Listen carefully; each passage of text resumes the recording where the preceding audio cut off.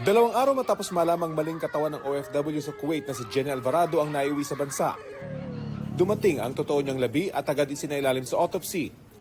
Sa Rodriguez Rizal, nakaburol na ang biktima. Ayon sa kanyang pamilya, ang sabi sa kanila ng amo ni Jenny, namatay siya matapos masuffocate sa pagsusunog ng uling. Bagay na hindi nila pinaniniwalaan. Para sa kanila, may foul play sa insidente dahil puno raw ng pasa ang kanyang labi. Sa Senate hearing kanina, ikinuwento ng mga kaanak ni Jenny ang mga pang-aabusong naranasan ng kanilang ina sa kanyang Kuwaiti employer. Nagsabi na po yung mother ko na kinukulong po siya sa mismong bahay pag umaalis po yung amo niya. Yung mga pagkain niya po, like pinapagalitan na po siya pag sobrang dami na pong pagkain. Imbestigahan natin DMW and OWA and the DFA yung anggulong foul play. Ayan na kinukulong, hinihipuan, hindi pinapakain na maayos. Titingnan po natin yung criminal aspect of the case that we will file.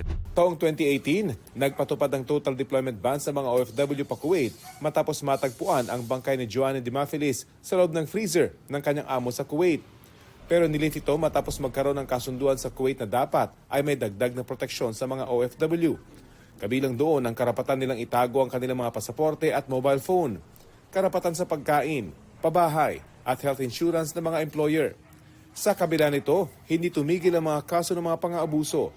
Noong 2023, natagpuan ang bangkay ni Julie Biranara sa disyerto ng Kuwait matapos umunong patayin at gahasain ang anak ng kanyang amo. Ipinag-utos na muling pag-aralan ang bilateral labor agreement sa Kuwait. Itinigil ang deployment sa Kuwait ng mga first-time overseas worker at ipinatutupad pa rin daw hanggang sa ngayon. Kanina, ipinanukala sa Senado ang pagpapatupad ng deployment ban. Even if I have to talk to the President about this, and I will, ibalik natin siguro yung ban. Wala na munang new deployment. Stop. Yung mga nandun ngayon, may kontrata, sabihin, gusto nila mag-renew ng kontrata, okay ako. Kaya lang, wala nang bago. Kung ano yung natitira doon, yun na yun. Tapos, renew ng contract sila, okay.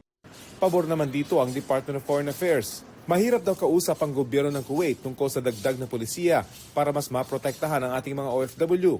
Pero pwedeng gamiting bargaining chip ang deployment ban. I believe that when you mentioned na kailangan mag-reinstate ng ban, that's one incentive for Kuwait to agree. Kung marami raw requirement at briefing para sa mga kababayan nating magtatrabaho sa Kuwait, ganun din daw dapat sa mga employer. Para sa GMA Integrated News, ako si Rafi Tima, ang inyong saksi.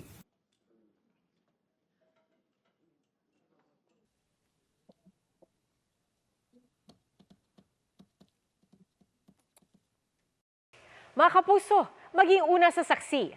Mag-subscribe sa GMA Integrated News sa YouTube para sa iba't ibang balita.